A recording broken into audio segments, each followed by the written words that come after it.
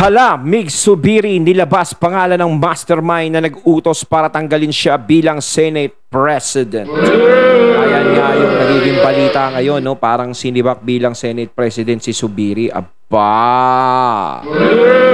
Siyempre, itong balitang ito na ating matutunghayan ay nagmula kay News Files. At siyempre, ilalagay ko sa description box ang link ng channel ni News Files para maging updated po kayo sa mga balita na kanyang inilalabas. At siyempre, ito ang inyong lingkod na si BT na magbibigay ng reaksyon at komento dito sa videong ating matutunghayan ngayon. At huwag na natin pagtagalin at sabay-sabay na nating panoorin ang laman ng video na hatid sa atin ni News Files at bibigyan natin ng reaksyon ng balitang ito.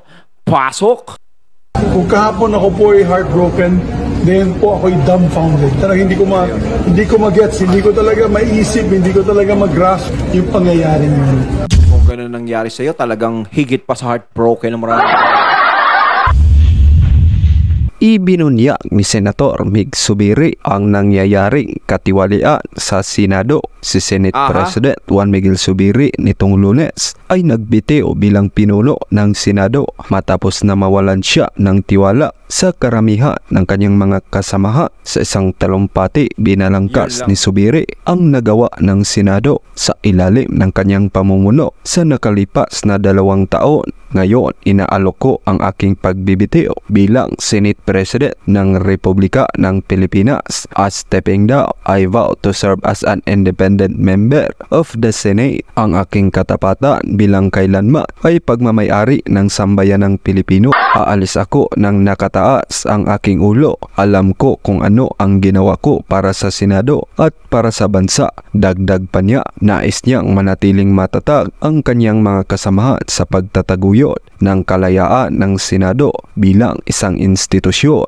Maluhaluhang sinabi ni Zubiri sa simula ng kanyang talumpati na sinubukan niya ang kanyang makakaya upang gawing independyente ang Senado mula sa politika. Pinangalagaan ito mula sa napakalaking impluensya ng mga kapangyarihan na nangyari, ngunit tila nabigaw daw siyang sundin ang hindi binanggit na makapangyarihan, kaya inilagay ko ang aking sarili sa linya upang protektahan ang Senado mula sa lahat ng mga pag-atake, lalo na sa lahat ng pagsisikap na bawasan ang kapangyarihan ng institusyong ito bilang huling baluarte ng demokrasya ng bansa. Idinagdag ni Zubiri na nabigo siyang sumunod sa mga tagubilin mula sa mga may kapangyarihan. Nakipaglaban ako ng magandang laban. Nangako si Zubiri na maglingkod bilang isang independenteng senador ng Republika na nagtatapos sa kanyang talumpati sa isang mabilis na pagpupugay. Samantala, nanumpa si Senator Chis Escudero bilang bagong Senate President. Aba! Si Senator Chis na ang bagong Senate President. ng Republika ng Pilipinas, kapalit ni Juan Miguel Zubiri na nagbitiw sa kanyang pwesto nitong Lunes. Ang celebrity wife ni Escudero na si Heart Evangelista ay ayun, no? Wala ba tayong Gcash dyan, Heart? nagbigay ng oath-taking para suportahan ang kanyang asawa. Ayon naman kay Sas Rogando Saso, lalong maabswelto sa kaso si James Kumar dahil ang kanyang kaibigan na si Chis Escudero na ang bagong Senate President. Si James Kumar ay hindi sumipot sa Senate hearing kaugnay sa Ako, parang sinasabi dito na parang kinokontrol na ba? Ganon, parang ganon, kinokontrol na ba? Kailangan, kumbaga, kadikit mo na yung mga papalit, ganon. Parang ito yung napaparating sa balita. Parang kung tutusin, kung isipin mo, it's unfair yung mangyayari talaga. No? Pero wala tayong magagawa. Sinasabi ko nga talaga, mahirap bumangga sa mga pader na nagtataasan. Alex dahil na-stroke daw at kasalukuyang naka-confine sa Makati Medical Center. Si James Kumar umano ang middleman ni na Eric Santiago alias Picoy, Jonathan Morales at na-stroke siya, hindi siya nakangiwi. Di ba? Mga na-stroke. Ang kaibigan nito, ang na-stroke na si James Kumar, ay nagpakita ng bahagya sa video at nagsalita ng tuwid at naiintindihan ng mga tao sa Senado, bagay na malabong magawa ng isang na-stroke na pasyente. Tama yun. Ang isang na-stroke na pasyente, no? Kuwari, bagong stroke ka pa lang, ang hirap pa magsalita niyan. Hindi agad-agad makakapagsalita yan. No? Kasi nakikita natin yan, yung mga stroke patient, lalo na kung bago pa lang. Depende na lang kung matagal ka lang na-stroke at nagpapatherapy ka, ganyan-ganyan. Medyo umaayos ka na. Pero yung ganyan na kabago-bago mo pa lang tapos ma-stroke ka, tapos parang nagkaroon ng himala. Walang himala. Nakapagsalita ng diretso. Parang imposible naman yon. Grabe naman. Kayong bahala. Wala tayong magagawa, sinasabi ko. Natuldo ka na sana ang pediatrics hearing kung dumalo si James Kumar. Ayon kay Senator Bato de la Rosa, hindi naman daw anya dapat palampasin na hindi tanungin si Kumar dahil buhay na ni Morales ang pinag-uusapan rito. Naniniwala kasi ang senador na si Bato na may basihan siya na totoo ang naganap na negosasyon sa tangkang panunuhol kay Morales. Sa katunayan na contempt si alias Picoy dahil sa napakababaw na alibay nito kaugnay sa hawak ni Morales na CCTV footage. Gayon pa man, pinagtataka naman ng ilang netizens bakit tila ang mga napangalanan ni Morales ay biglang nagkakasakit at na-ospital. Nauna na nga riyan si Paquito Ochoa na umano'y nagka-COVID daw. Sumunod naman itong si James Kumar na inatake ng stroke. Ang isa pang nakapagtataka, mantakin mo, what a coincidence. Lahat sila nagkakaroon ng sakit, no? Talagang magkakasakit ka talaga niyan. Alam niyo kung bakit. Ang hirap talagang bumangga sa mga pader na nagtataasan. Kung tutuusin talaga. No, talagang may halong nervyos talaga yan. Kaya sa tingin ko, talagang mahihirapan talaga si Morales dito eh. No, kahit sinasabi ng iba na, may katwiran si Morales, pinaniniwalaan. Mahirap pa din. 'Di ba? Kasi imposible talaga na maraming pumabor kay Morales diyan. 'Di ba? Sa taong bayan siguro may mga pumapabor sa kanya, may naniniwala. Pero diyan, napakahirap. Marami talagang babanggain si Morales diyan. Lalong-lalo na nga siyempre administrasyon ang kanyang nakakalaban, administrasyon ang kanyang nasasambit, 'di ba? Doon sa mga ebidensyang inilalabas niya. No? Mahirap talaga makipagbanggaan sa mga matataas na pader.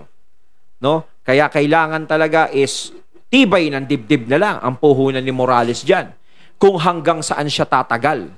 No? Ang problema dyan, kapag yung main source niya, lumabas, yun ang nakakatakot dun. Tapos biglang bumaliktad din yun. Abay, tapos ang kaso. O nagkataon lamang ba na iisa ang doktor ni Senator Jinggoy Estrada at ni James Kumar? Ayon nga sa komento ni Ebe Jugalbat, wow ha, pareho pala ng cardiologist si Kumar at Jinggoy. Iho di puta, ha ha ha. Gayon pa man, maraming talagang hindi makakawala sa usisa ng taong bayan yan. Hindi makakawala sa mata nila yan kapag yan inimbestigahan nila. Iba mag-imbestiga ang taong bayan talaga. No? Nuntakin mo kung talagang pareho lang yung cardiologist nilang dalawa, di wow ang magiging dating nun. Hindi nyo man lang iniba ng konti. naman ang nagdududa kung na-hospital ba talaga si James Kumar. Ayon kasi sa post ni Benjon Amora, naniniwala ba kayo na nasa hospital ngayon si James Kumar at may sakit daw? Napaka-timing naman at may hearing. Style nyo bulok. Ayon pa sa kanya, Mr. James Kumar, asan ka ba talaga? Kayo naman, baka mamaya na-stress lang yan si Kumar. Siyempre, nakuharap na ako. Di ba pag nai-stress ka, yung talagang may iniisip ka talaga, yung kabadong-kabado ka, talagang high blooding ka talaga, sobrang takot minsan. Nakaka-high blood yun. Di ba? Hospital, una sa 5-star hotel. Yung room mo kasi ay hindi pang hospital, kundi service ng isang 5-star hotel. Pati ba naman? Para siya naka-bathrobe eh. Di ba pag ikaw pasyente ng isang ospital, yung, di ba yung iba may mga polka dots, tapos yung parang ano siya, yung mahaba. No, pero siya para siyang bathrobe. Parang katatapos niya palang mag-shower tapos nilagyan ng konting ano rito. Ano ba yun dito sa mukha? May binobola mo pa. Ang tawag sa robe na yan, waffle robe. O ayan, pwede na kayong bumili sa Lazada. 1,096 pesos lang plus shipment kung kailan may hearing ka. Nag-plug pa ng Lazada. Doon ka pa nagkasakit, matagal ng style yan. Kung naloloko mo ang mga Bombay na tulad mo, kaming mga Pilipino, never. Bistado ka na. Ang naoto mo lang ay si Bato, para kang si Ochoa. Kung kailan wala ng COVID, saka pa nagka-COVID. Ayun naman sa patutsada ni... Yun na nakakatawa doon. Kung kailan walang pandemic, saka ka nagka-pandemic. Eh di wow. Yun ang nakakaano no? Parang hindi naman kapalipaniwala. Ang dami naman, sana na lang, sinabi nyo na lang na nasagasaan kayo ng truck eh. Makapaniwala kayo, paglagay kayo ng dugo, yung mga ketchup, no? Para may dugo kayo. Naku naman, sobra naman yan. Kanta kayo mo isa. Na-stroke pero diretso magsalita. Yung isa na COVID, tapos na yung COVID.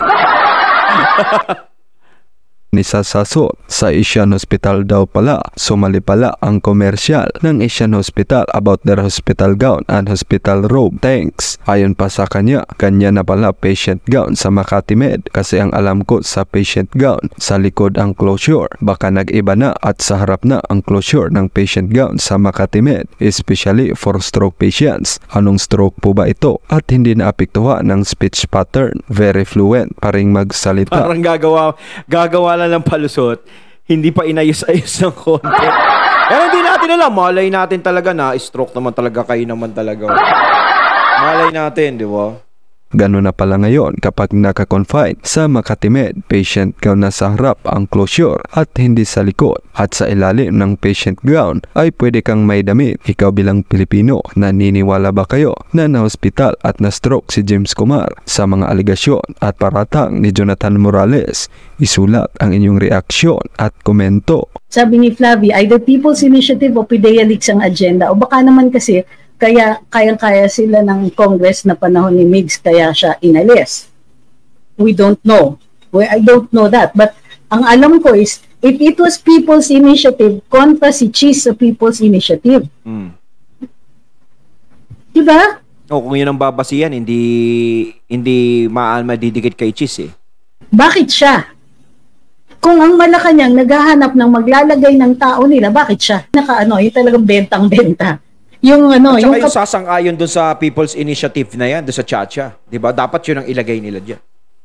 Tulad nung sa House Speaker na kung sinabi ni Presidente talon, anong sang tulay ako tatalon. Ganon. So, we have to think about this. Hindi ko rin pwedeng sabihin na ito yung sagot, no? Hindi ko sinasabi na this is what happened.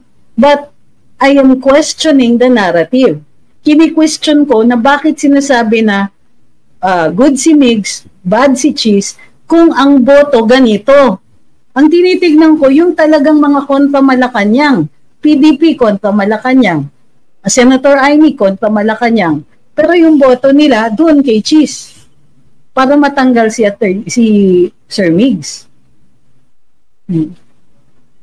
Intriga yan. Okay. Andiyan na naman tayo sa mga frequently asked questions. Pwede ba yung mga moderators, kayo na rin po yung sumagot? Kung convicted daw si Jinggoy, bakit di nakakulong? Meron pong tinatawag na bail pending appeal. Naka-appeal, pinayagan siya mag-bail. At hindi pa po yun final, kaya nasa Senado siya. Okay? So, ang tingin ko dito is hindi ganun kagaling ang Malacanang. Hindi sila ganun hindi sila, I mean, kasi kung gugurgurin mo rin lang ang leadership sa Senado, niratsada na nila yung People's Initiative. Ninegate na nila yung Senado. Ang daming sutil eh. So, instead, posible na naunahan sila. I mean, that's one theory. I'm not saying that this is true or but this is one thing that we can consider. Hindi ganun kadali. Bakit? Si Senator Migs ba super suporta kay Senator Bato? Nung umupo, gusto niya matapos kagad. Of course, inalaw niya. Inalaw niya kasi ano magagawa niya? Motu proprio hearing ni Senator Bato yan. Pero nung umupo siya, ang tingin ko, ang pakiramdam ko, he wanted it over right away. So, kumbaga, nothing is black and white here. Of course, katulad ng sinabi ko kanina dun sa Pilipinas kong mahal. Senator Cheese is smart. Okay? Smart. He has his family has long ties with the Marcoses. During his father's time, his father was Secretary of Agriculture or was a cabinet secretary to Marcos Sr. Okay, they have been loyalists ever since. Yeah. So, hindi ko rin masasabi na pure, hindi ko rin masasabi na pure-hearted si Senator Cheese. Diba? Hindi rin natin masasabi that he's on our side or that he's DDS or anything like that. Hindi. In fact, ang tingin dapat natin sa Parang si Cheese kasi parang mahirap hulihin yan eh. Tingin ko dyan. Diba? Ang hirap niyang basahin. mga senador yan, they're out for number one. And who is number one? Themselves. Ayun, at ating natunghayan ng video na nagbula kay News Files at syempre natunghayan natin si Attorney Trixie. Ayan mga katunay, kayo anong masasabi nyo tungkol dito sa video ang ating natunghayan ngayon? Comment lang po kayo sa comment box. So once again, I'm BT and I'm out. Peace.